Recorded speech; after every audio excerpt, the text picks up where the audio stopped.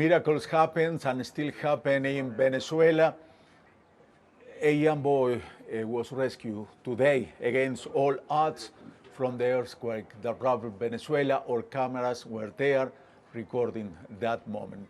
Welcome to From the Field. I'm Carlos Montero. You know we are following the World Cup, but under these circumstances, we are going to start with Venezuela.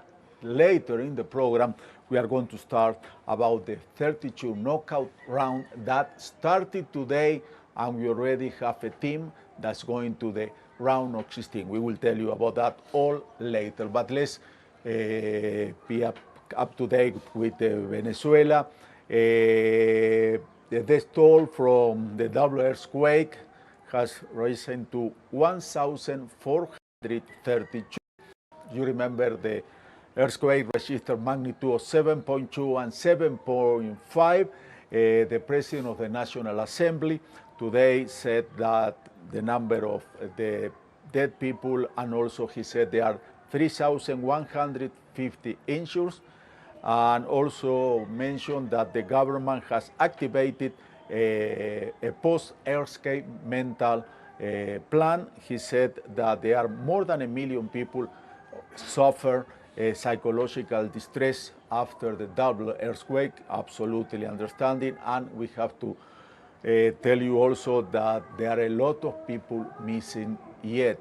The labor of rescue still going on at these hours when we are presenting this show. Let's go to La Guaira, one of the places that was really shaken by those two earthquakes. Belén dos Santos is over there. Belén, good afternoon. How is the situation right now? Hello, Carlos. How are you? Well, it's, of course, one more difficult day. I was listening to you talking about following the World Cup, and definitely we never imagined that we would be in this situation, but we promised the World Cup that would be lived from the territory and from Latin America, and that is what we're doing. And Latin America today is putting us in the face of this tragedy that we are joining and going by with the Venezuelan people. We are here in La Guaira, as you were saying, so a little bit of what is happening. It's the fourth day since the twin earthquakes struck Venezuela. That means that the rescue teams continue to work, but of course we are more and more farther away from the moment of the tragic incident of earthquakes. Nevertheless, we still saw a number of recoveries, almost miracle recoveries taking place. The international brigades are deployed here in La Guaira. Let's call one of the most hit areas of Venezuela, the hardest hit by twin earthquakes. Let's recall also, to put a little bit in context, to understand the magnitude of these twin earthquakes, some numbers that were given today by Jorge Rodriguez, not only the casualties and the injured people that you were just mentioning, but also these twin earthquakes caused damage in over 700 buildings. Of those, 180 buildings completely collapsed. That speaks of the magnitude of this twin earthquake event. It continues to be studied, the coincidence of such strong earthquakes and what it caused in major structures. And here in La Guaira we can see that in buildings, in bridges, and of course you see also all the deployment in order to deal with that crisis. So we were saying we have in this fourth day recovery efforts that continue despite the hours that have passed, because there are some eventual rescues that continue to happen today. And also it's an important day in terms of what you were also mentioning, all the efforts that are being done in terms of protecting and assisting all the survivors. That is all the population in Venezuela, particularly in places that were hardest hit, and La Guaira is one of them. We are talking about places where donations are being held and distributed to anyone who comes there in search of food, water, clothes. Let's recall that a lot of people also staying through these days in the streets because some of the buildings have collapsed or are in risk of collapsing, and also they do not want to be far away from where the rescue efforts continue in search of friends and family, for example. So La Guaira is a place in which we are seeing these sites of distribution. You were also mentioning the psychological assistance that is also being tackled across the country. And I wanted to add another important thing that was also revealed and addressed mainly during the day, that has to do with the recollection, the systematization, and the possibility of offering the population a safe and unified way in which they can look for their disappeared people, for example. And that was an official site that was also announced today when Jorge Rodriguez spoke. So as we were saying, this systematic efforts to gather all information and make it available, the psychological assistance, the supply distribution, it all speaks to the different efforts that have to do with helping those survivors. So we have all the efforts on the ground with the international brigades as well regarding saving as many lives as possible, and now also the assistance of everyone else, because you know that there is a long road ahead of us, and it is with the Venezuelan people. It has to do with recovery, with reconstruction, Carlos, here. Evelyn, I'm surprised you are on the ground and we read a lot of information on paper, social media, and I see people, you are in an avenue in La Guaira and it looks like the people walking, cars driving by, and the information I was reading, maybe it was wrong, I want you to clarify. They said that people in Caracas, they wanted to really help what's going on in that area that was hurt so bad for the earthquake. The problem is people were trying to get there, they were implement the rain, they couldn't go because too they were trying to help. How is that situation? Exactly. Well, you were saying it very, very well. There was, in the initial moments, a lot of people wanted to come to this area that was the hardest hit, many because they wanted to help. And this is north of Caracas, but not a very long road ahead. So a lot of people wanted to come. It did hinder when we started to see more rescue teams coming, larger efforts, because of course in the first hours it was all about understanding and assessing the damage. And when authorities saw the extent of the damage, and it's a lot, structural damage here in La Guaira with its effects on human lives, of course, as well, the amount of rescue teams that also started to come from an international level, they needed a wider access to the place, and the massive population or the impulse of coming to volunteer was hindering that access. That is one of the reasons why the region of La Guaira was militarized. This was addressed a couple of days ago by Acting President Delcy Rodriguez, explaining these reasons. This people, as you were saying, can come and go. Here there's a lot of people, there's a lot of local people here that are assisting the recovery efforts, that are going to these centers of assistance also, that are moving around and also helping in some of these sites.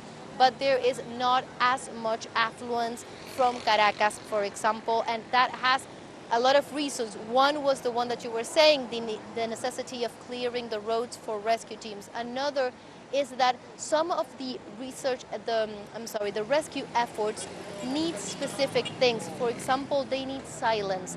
When we are walking here and when we were reporting during the day, when the rescue teams are working, there's a specific moment in which the way that they detect if there may be a human live under the debris is by listening to possible cries or noises, and for that they need extreme silence. They need to tell the cars to turn their engines off, the motorbikes as well. The people all have a sign and then do extreme silence. Imagine how difficult that is. We needed to come away and even report very quietly from far away, not to disturb those efforts. Imagine if everyone was just moving around the place. So those were some of the reasons why it was better for this place not to be as crowded.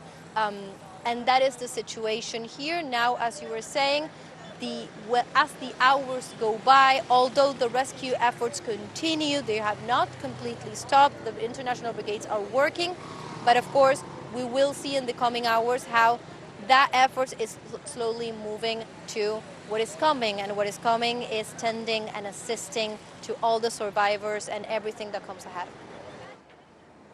Belén de los Santos, thank you very much. Follow Belén on social media, follow Telesur, the hashtag We Stand with Venezuela. You need the information from the ground. Belén is on the ground, so don't get confused with so much information is going on right now. Let's keep talking about Venezuela. The Pope today expressed solidarity with people in Venezuela. Catholics all over the world, they were together praying for the victims. Charlie has the chance to go to the cathedral of the city of Mexico City, and that's what he found. Hey Carlos, how are you? As recovery efforts continue in Venezuela after the devastating earthquake, churches around the world have called for a day of prayer. We are here in the Cathedral of Mexico City, where worshipers are gathering in prayer following the Venezuelan bishops' conference call for a nationwide day of prayer for the victims of this week's devastating earthquakes. The bishops are asking Catholics across the country to pray for those who have lost their lives, the injured, and the communities affected, while also encouraging donations and support for survivors. Hermanos y hermanas de Venezuela, que el Señor los conforte en esta necesidad, que reciban también a través de nosotros la oración y la solidaridad concreta, que el Señor reciba y dé el descanso eterno a quienes han fallecido y consuele a sus deudos, a sus familiares. Oh Lord, please open our hearts so that we all assist to the people in Venezuela who are suffering, who don't have their homes, who don't have anything to eat. Please be so gracious and make us send our help so that we do your will. Amen. I would like to say them that they should be strong and that they can open hearts because tragedies happen. And all in all those 6 matches before, after singing the national anthem, they prayed and they did one moment of silence. Remember all the victims of this earthquake. Also, social media, we are getting different information. The one I want to share with you is from the Sport Marítimo de La Guaira. They confirm that for the eternal rest of Janine the Trejo wife, she's the wife of a player. That's what they are saying. Why yesterday, like I mentioned, there were the minute of silence. The picture of the football player and their family. The entire club, Sport Marítimo de La Guaira, offer its condolence of the passing of the loved one, which occurred on June 24 during the earthquake that the entire country. The club executive, coaches, players, administrative and operational staff pray to God for the eternal rest of Lucas Trejo family member. That was very sad. Also, yesterday, different players. Yesterday, Colombia played, a different Colombian players who they play honestly an excellent game. They tied with Portugal, but after the match, they make some time to remember what's going on in Venezuela. What they have to say is that. Stay strong, Venezuela. We're very aware of what they're going through. The truth is, there are compatriots and great friends too. Stay incredibly strong, everyone. May they get through all of this. It won't be easy. but by trusting in God, He'll give them the strength to get through it. Greetings, Venezuela. Stay strong, stay hopeful. To our Venezuelan brothers and sisters, we hope that God will take control, that we're here for you, that we're praying, and that it's important to stand united. I know it's not easy, these are difficult times, so a big hug to the entire nation, to our Venezuelan brothers and sisters, and hopefully things will get better soon. Honestly, well, it's a very difficult time for Venezuela. It's really affected all of us, I think. Obviously, I want to wish them a lot of strength during this very hard time. But like everyone else, everyone is seeing what's happening, and it hurts us all. It's a very hard time, obviously, watching the images from afar.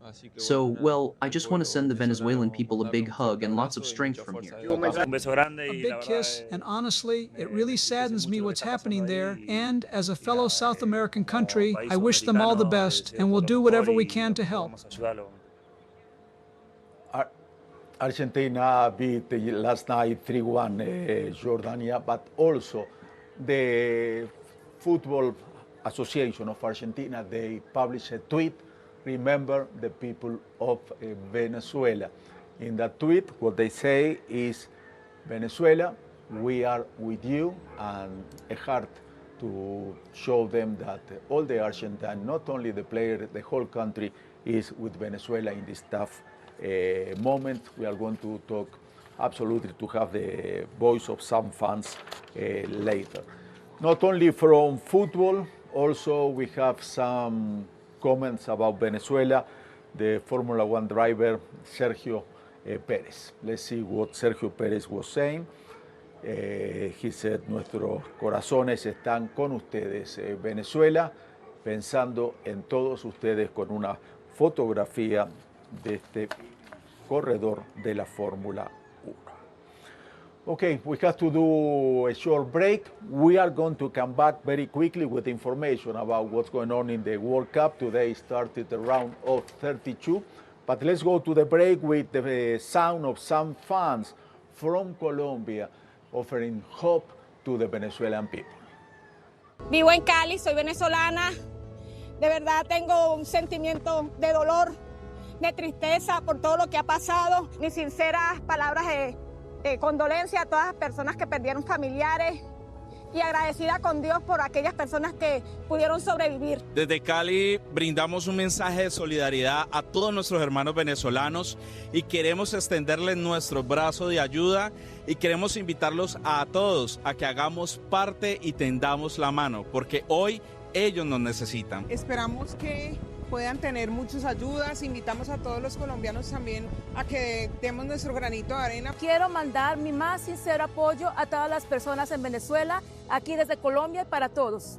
Y los invito a todos los colombianos, a todos los suramericanos y europeos que estén viendo, que apoyemos a Venezuela. Es el momento de mostrar nuestro aprecio y cariño por ese hermoso país. Bueno, mi gente de Venezuela, aquí desde Cali, Colombia, dándole mucha fuerza, mucho apoyo, mucha solidaridad, parte de todos nuestros hermanos colombianos. Primero que todo, que Dios los bendiga y que les ayude en estos momentos tan difíciles cuando necesitan la solidaridad, no solamente de los colombianos, sino de todo el mundo.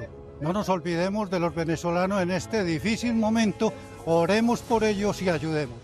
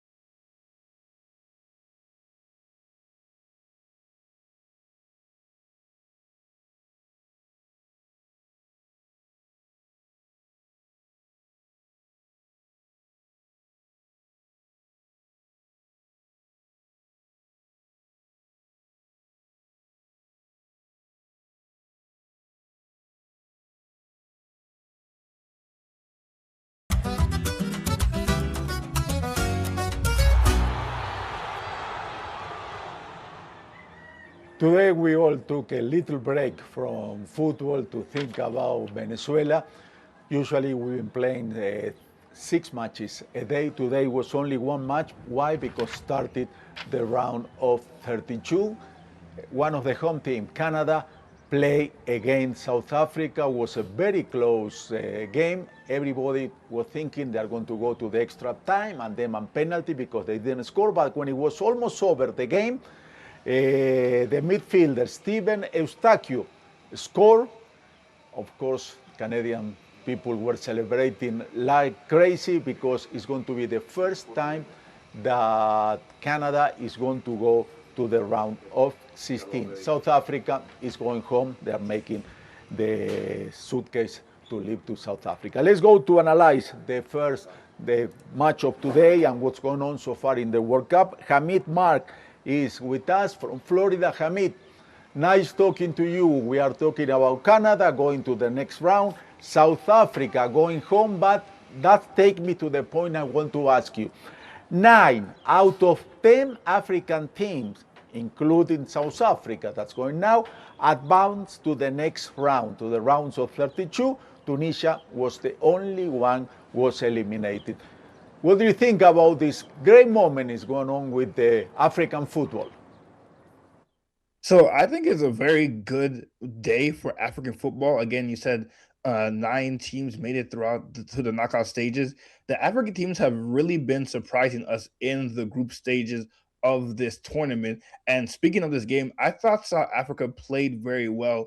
They're going to be very disappointed that it didn't go into extra time or possibly penalties because I don't think that Canada dominated them in this game. I thought it was pretty 50-50 up until Canada scored that first goal. So the African nations should be very proud. South Africa is now the first African team to be knocked out in the knockout stages, but they played very well. And a lot of these players should be very, very proud of themselves. They were lacking a little bit of that quality in the final third, but everything before that was very, very good. The defense with Monkazi and Okan were very, very well. In fact, I wouldn't be surprised if top clubs in the European leagues look out for those guys to strengthen their back line. I think that the African teams in South Africa did very, very well. They should hold their head up high that they did that well. But congratulations to Canada. They make it through to the round of 16. The first time ever they made it through a round of 16 in the World Cup. So congratulations to the Canadians. Hamid, I was watching a very funny video about Cape Verde players. They are going to have to play Argentina, one of the favorites who hasn't lost yet in the World Cup. But with a very sense of humor, they were singing 1%, 1%, 1%. That's what people say, that's the possibility they have to beat Argentina. You think it's so low, or they can give a surprise and they can play to Argentina the way they play with other teams in the first round? So honestly, I think 1% is being very, very generous. I think there's a 0% chance that Cape Verde will be Argentina. I did see a funny reel as well as like it's kind of like Argentina has to forgive the fan base for taking out the darling of the World Cup so far. But sadly for Cape Verde, this is where their run ends. I don't think they have a chance to be Argentina. Now, again, it is football, so crazy things can happen. That's why they call it a beautiful game. But if we suspect that Lionel Messi and company play like how they have been playing, they're in the group stage, and I have them going all the way to the finals. I don't think Cape Verde have enough to beat Argentina, even if they stay structured and organized and keep a clean sheet and it goes into extra time. I think on penalties, you don't have enough players with experience or know-how in the Cape Verde side to beat them in penalties. So whichever way you look at it, I think Argentina is going through, and I think they're going to go through relatively comfortably. But give them a break, at least 1% maybe. Hamid, I would like to ask you, we were seeing a graphic before of the matches of the group of 32. Which match are you looking forward? Which match are you looking forward to see? What do you recommend us? So in this round of 32, it's the beginning round, so you have a lot of mismatches. I think there's a lot of games that are going to be one-sided, like USA and Bosnia. I think that would be a one-sided game with USA winning. But look out for the Brazil-Japan game. Japan has been playing very, very well in the group stages. I think they've been one of the best in terms of a team play in the tournament. And Brazil, we already know what Brazil can do, but there's still a lot of questions with Brazil. We don't like Neymar may or may not start, may or may not come off the bench and get maybe like a 30 minutes, but we don't know what this Brazil team can do. They look kind of inconsistent, especially going forward. And this Japan team is very well structured, very organized, and have very good players. So Japan might upset one of the greatest footballing nations in the world in Brazil in that game. So definitely look out for that one. That one's going to happen at 1 p.m. Eastern time. Japan and Brazil is going to be a very, very fun game. The rest of the games are pretty much one-sided. You kind of know how they're going to go. So I would say that's the game to look out for. Tomorrow, Brazil, Japan, Germany, Paraguay, Netherlands, Marruecos. Thank you, Hamid, the man of the $1 million smile. Thank you very much. He has a beautiful smile. Canada is, this World Cup, there are 3 home teams. Canada is the first one of the 3 who qualify for the next round. And people, as you can imagine, they are celebrating like crazy. Hector Biliaris in Toronto with some information. Thank you so much. I'm here in Toronto, Canada, one of the headquarters of this Football World Cup 2026. Canada celebrated joyfully victory to South Africa 1-0. It was Stephen Eustachio who scored at 22 minutes, a historic win for Canada. And here I have a fan who will comment some remarks of what happened here in this match.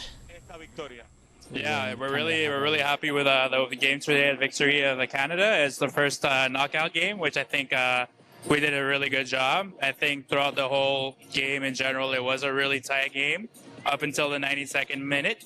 Once this 92nd minute, thanks to Eustachio, we managed to score, and I think today Canada was really happy.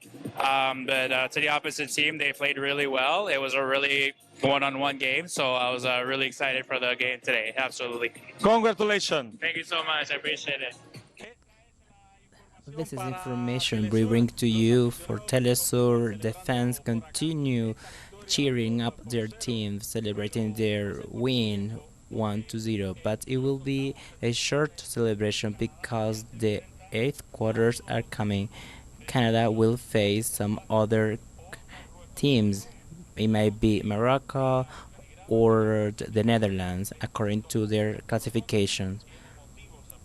But now they are celebrating because for the first time they advanced to the 16th, and they will be completing once again 1-0 to South Africa. For Telesur, Hector Villar from Toronto, 2026. Thank you, Hector. Congratulations, Canada. This is all for this half an hour from the field. See you tomorrow, but we are going to leave you with some sound from Argentine people giving the condolence and support to Venezuela. See you tomorrow. Mandamos fuerzas y saludos a todos los de Venezuela. Sí, mucha fuerza para Venezuela. Abrazo fuerte para Venezuela, que está pasando por una situación muy difícil. Que salgan adelante. Que Dios los siga iluminando y le dé la fortaleza a las personas que perdieron a su familia. Un saludo muy grande y muchas fuerzas para todo el pueblo de Venezuela que están sufriendo ahora, así que nada, todo el apoyo desde Argentina para ellos. Bueno, desde acá de Argentina queremos mandarle mucha fuerza y un abrazo enorme a nuestros hermanos venezolanos que sabemos que están pasando por momentos terribles. Fuerza. Le mando un saludo a Venezuela, que hay mucha fuerza, que salgan adelante y bueno, toda la ayuda de Argentina va y todo por ahí. En este momento tan trágico para ustedes, Latinoamérica siempre unida, así que esperemos que se recuperen pronto. Fuerzas Venezuela. Desde el sur del continente, enviarles este abrazo que esperemos de la vuelta al mundo y que llegue a todos los y las venezolanas en este momento tan duro. Y bueno, esperemos que salgan adelante muy pronto, que puedan minimizar los daños y que puedan sentir el acompañamiento de todos los que los tenemos presentes cada día.